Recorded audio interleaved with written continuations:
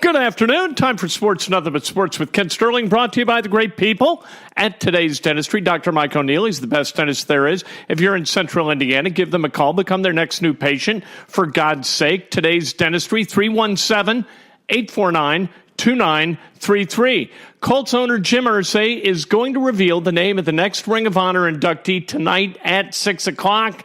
I'm assuming it's either going to be Dwight Freeney or Robert Mathis. If it was me, if it was my team, if I'm Jim Irsay, I go with Mathis because he played his entire career as a Colt. Freeney, after leaving the Colts, he bounced around. He was all over the place. He was in Atlanta. I think he was in Seattle. I'm not sure where else he was, but he was in a lot of other places. I think the Ring of Honor ought to be restricted to guys who spent virtually their entire career here, unless it's somebody like Peyton Manning, where that decision was not his. In the case of Mathis, he was here the entire time. I go with Bob Mathis. If you haven't, speaking of the Colts, if you haven't watched With the Next Pick, episode 5 at Colts.com, you need to do that. A great behind-the-scenes look at how the Colts conducted their draft. It's really, really good. And if you like football at all, you're going to wish that you would become a scout. Because how cool would it be to be in that room and have a voice in that room and conduct a draft in the way these guys did? Danny Ainge, the team president for the Boston Celtics, he had a mild heart attack Tuesday night in Milwaukee, and everybody thinks he's going to be okay. He'll be back soon, whatever that means for a team president. He's 60 years old. I'll tell you what a mild heart attack is. A mild heart attack is a heart attack that happened to somebody else. When the mild heart attack happens to you, I guarantee you that Danny Ainge is not describing this as a mild heart attack. The Cubs, Cardinals, tomorrow at 2:20 at Wrigley Field. Cubs beginning an 11-game homestand. Flaherty on the bump for the Cardinals, Hendricks for the Cubs. Addison Russell will not be there. He's been sent down to Iowa, but added to the 40-man roster. To talk about Addison Russell, the Chicago Cubs, we turn to the great Evan Altman of CubsInsider.com. All right, Evan, let's talk about the Addison Russell thing before we talk about baseball. Addison Russell, he's going to stay down in Iowa for at least a while. What do you think was the thought process with Theo, Jed, those guys making that decision? I think there were a bunch of things at play, right? I mean, they framed it primarily as a baseball decision, which I think a lot of people took the wrong way and treated the wrong way. And even saying it's a baseball decision is not binary. I mean, part of that is, Russell didn't really have a full spring training. He did, but they backed off knowing that he was going to be suspended, didn't get as much time and as many starts as he might have otherwise had he been an active member of the team. And then, he had to stay behind at extended spring training. He was not allowed to be with a minor league team in full competition until a week prior to his suspension ending. So then he gets a few games in Iowa. And, I don't think they felt as if he was ready to acclimate yet, or was acclimated yet to be able to join the major league club. You've also got Javier Báez playing better than he ever has and playing shortstop. You've got multiple guys at second who are really good. So I think those things are there. But then you also look at, man, this is a volatile situation, right? Emotionally and everything.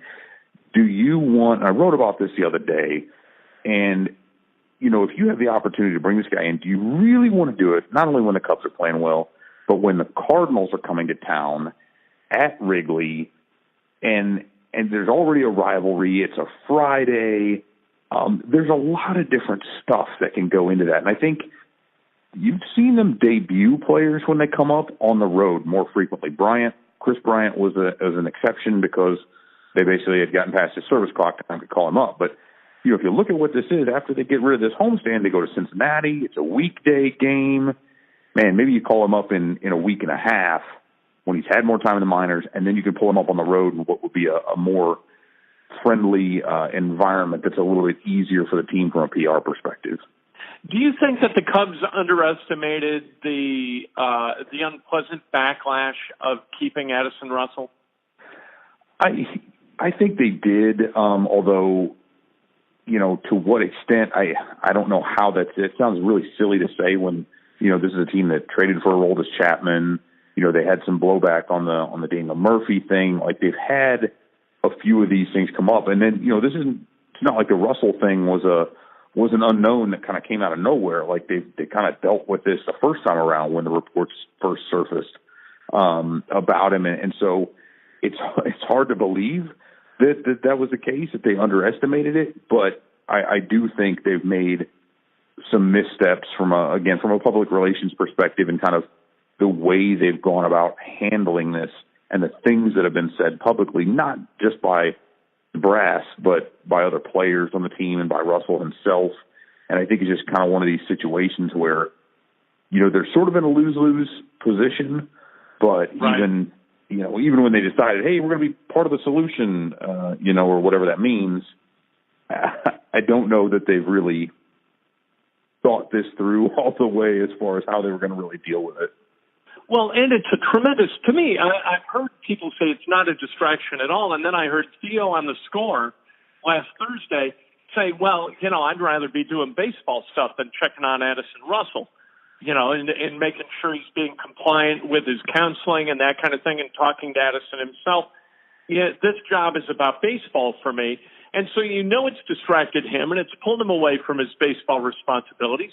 There are going to be a gazillion, at least from Chicago, media guys in the clubhouse and women in the clubhouse asking players about Addison Russell. And it's going to be very difficult for players to be both pro-Russell and anti-domestic violence. I think it's a tremendous distraction. Well, it is. And you've got these players saying, it won't be. But we saw it last year. It was clearly a distraction down the stretch when that suspension first went into play, when he was away from the team, because whether he's there or not, the players are going to be asked about it. Well, they don't want to talk about another guy who's either not there or, about whom they have to kind of walk on eggshells, because none are going to say, well, yeah, we hate this guy, or we hate what he did, but, we love that he's back, because you got to be really careful about that. And I think, these are all players. These individuals weren't necessarily brought up all the way through to be the most tactful when it comes to addressing really sensitive matters like this. I mean, they're not statesmen. Yeah, these guys want to talk to you about, what are they working on with their hitting game? What's going on with, what kind of pitches? How are you picking those up? John Lester doesn't want to talk to you about that. He wants to talk to you about how his cutter's working, how he's developing his changeup. That's what they do. And so, we saw it last year with Yu Darvish. And, people talked about the players rolling their eyes. They weren't mad at Darvish. They were mad at the situation that they had to keep answering questions about, why is this guy not here? Is he hurt? When is he going to be back? It's like, dude, ask me about me. I don't want to talk about all these other guys when it's a negative situation. And that's inevitably going to drag on them. And again, you're putting the players, and this is on the Cubs. When we talk about a player addressing a situation like this in a manner that leaves a bit to be desired, which it generally will when they talk about a sensitive topic, that's on the team. The team made the choice to continue to employ this guy, which then puts the rest of the players in a position to have to answer these questions. And that's really unfair to them, and it's unfortunate that they're stuck with that right now. And the Cubs are playing really good baseball right now, and that should be the focus of all of this. They haven't lost a series since April 9th. They've either won or split the last 7. They're playing really good baseball, and this is no time for that kind of thing. Maybe that weighed into the decision, too. I think it absolutely did, and that's when you talk about it being a baseball decision. It's not just a matter of, do we call this guy up? What does he as an individual, what does his individual play mean? It's, hey, he's not here right now, and look how well we're playing. We're beating these teams. We're going on the road and beating good teams out there, winning at home, hitting a bunch of home runs. The pitchers are great. Let's not upset the apple cart until something comes along that makes more sense. Again, be that a road game or somebody getting injured or another, whatever that situation is, right, where you can kind of move him in. It's like, why are you going to just force somebody to merge into traffic right now when you can go kind of keep on, let's keep everybody in their own separate lanes for right now until we have to get to that point where it really jams up. But I don't recommend that when you're driving, I guess. But let's use the analogy in this case. There's no reason to cut anybody off right now. Let's just wait till we have to do it. And when he comes up, does he play second? I was kind of surprised looking at the stats and at the box scores. He's played a lot more short than he has second base. Obviously, Báez is pretty, firmly established himself as a shortstop on this team. Does he play second? Does he come off the bench? What's he do? Yeah, I mean, I think there's going to be a mix. Theo had said that at least from this point moving forward, and I think his last start in Iowa, Russell, that is, was at second base. And that was kind of this signifier. It seemed like that was more indicative of him actually being called up, because they're saying, well, that's probably the role he's going to have. Let's get him some time over there. But I do think they want to have him work equally in at those. And to me, as I'm looking at this, and I think multiple other people close to the team, even Joe Madden has alluded to it, it would be really, really foolish at this point to move Javier Báez off short. I mean, that's just crazy. Right, it's really dumb right now because and maybe moving him over to second base, he continues with the same offensive stretch. But I mean, I think you've seen this with all kinds of sports. If you can't just say, oh, if I take this situation and move this over here, it remains the same. Everything is the same stuff. Like in football, you can't just take a right tackle and move him over to left or vice versa, right, and have him be just as good, right? Even though, and I guess it'd be from left to right. Because normally your left tackle is your strongest offensive lineman. Well, what if he moves over to the right? Now it's a different perspective. Things change. Your mentality at that point changes.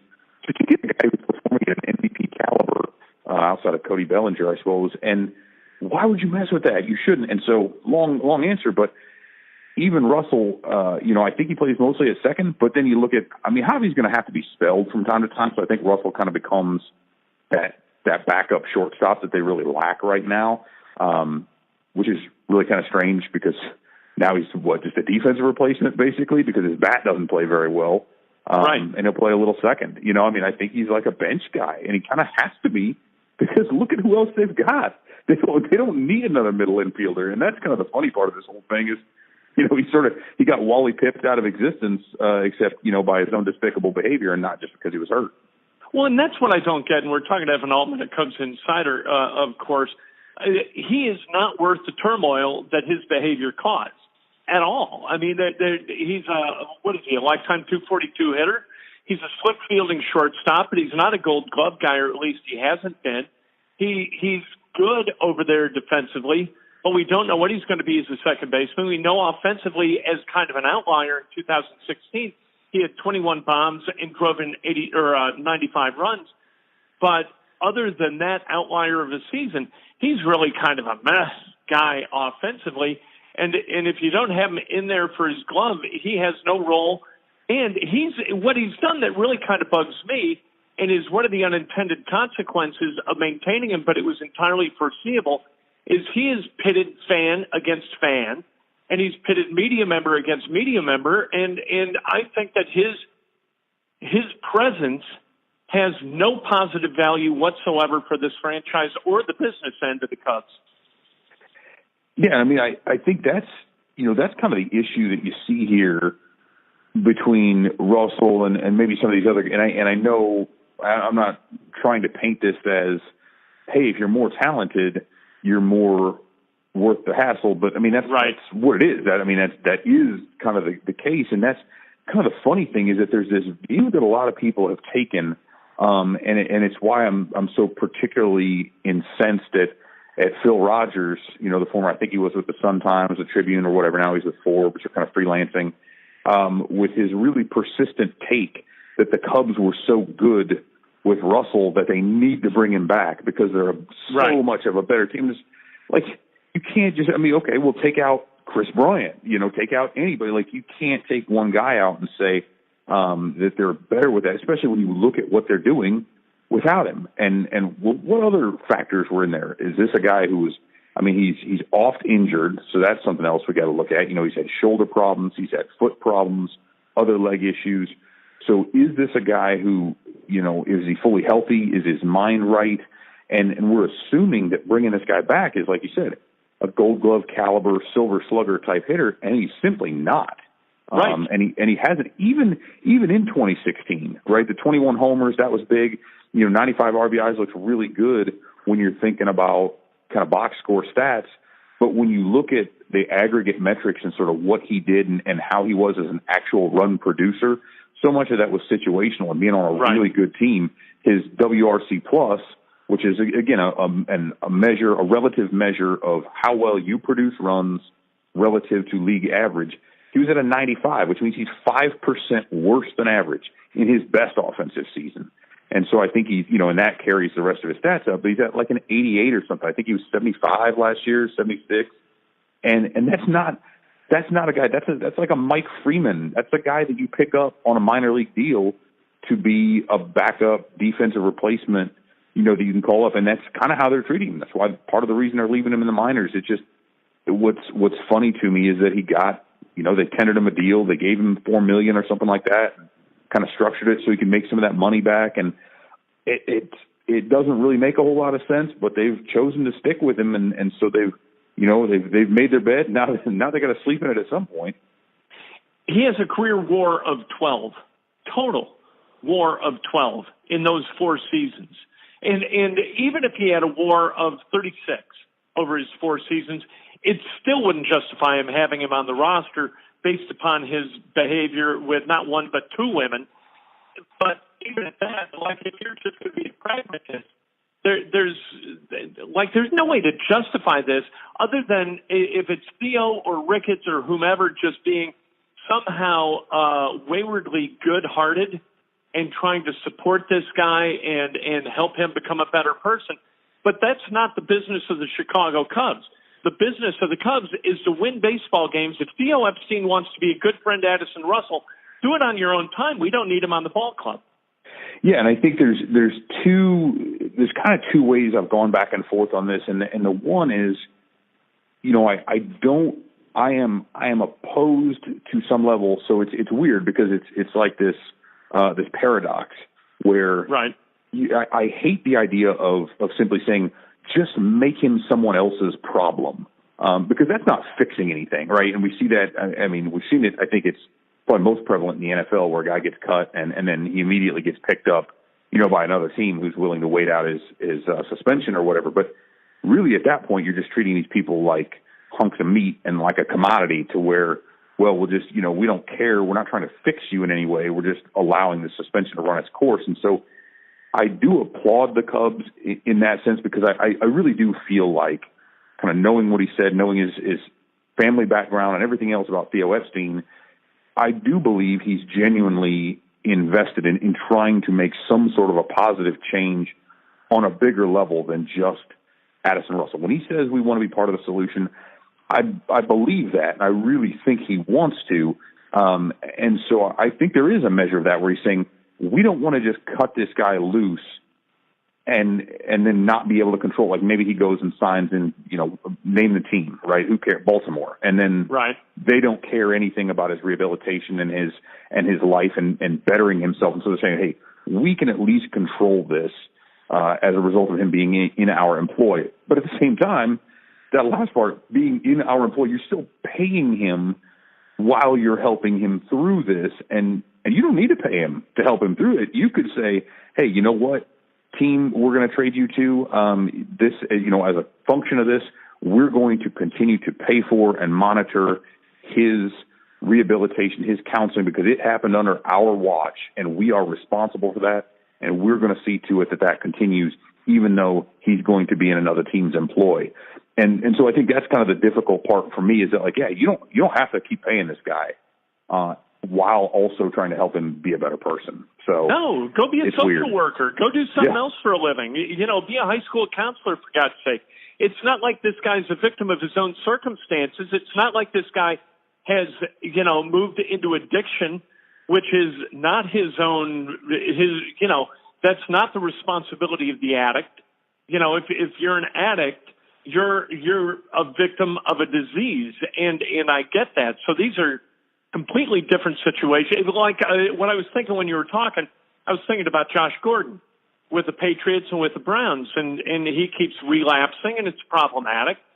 But people keep saying, you know what, we're with you, and I'm all good with that. But this is a guy who beat the hell out of his wife and terrorized her for a couple of years, and then also went after another woman. This is a guy who just doesn't know how to deal with his anger. Maybe that could be corrected, But that's not the Cubs' job. The Cubs' job is to go hit, field, throw, pitch, and catch, for God's sake. Let's go and do that at a high level, which they're doing. So let's talk about that stuff. Because John Lester was lights out last night, wasn't he? Oh, he was. I mean, and that was, you're talking about a team, facing the Mariners who, so heading into that game, now granted they weren't as good in Seattle, but if we ignore the splits, they came in with, I think, I don't know how many home runs they hit one the other day, so maybe like 60 home runs, whatever it is. They came into the series with 59 home runs, easily led the major leagues. I think they were OPSing something like 955 against lefties with a 146 WRC plus. So again, whether you know what those mean or not, understand that they were way, way above the major league averages against lefties. And so you got a guy who's only made, 3-4 starts. He's coming off the second start off the IL. And so for Lester to go out there and just be nails, be efficient, right? That's what I really love. And we've seen that a couple times back and forth. And we've seen Hamels get into some trouble with it. Certainly the trouble Darvish got into early on in that last start where he really started to pick it up after the second inning. We've seen it from Lester. Quintana, when he's been on these last several starts, they're just attacking hitters. They're throwing it in the zone, and they're saying, hey, if I don't blow it past you, I'm going to make you beat me. I'm going to make you put it in play, and I'm going to let my defense take care of that.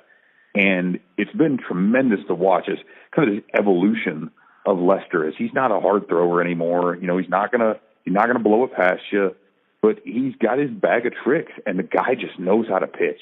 He knows how to compete, and it's just he's so much fun to watch. It sounds weird because he doesn't do anything sexy, but he's just fun to watch because he knows how to pitch. And one hit in 7 innings. Come on, against a team that good, and carry them through the off day into the weekend. That was huge.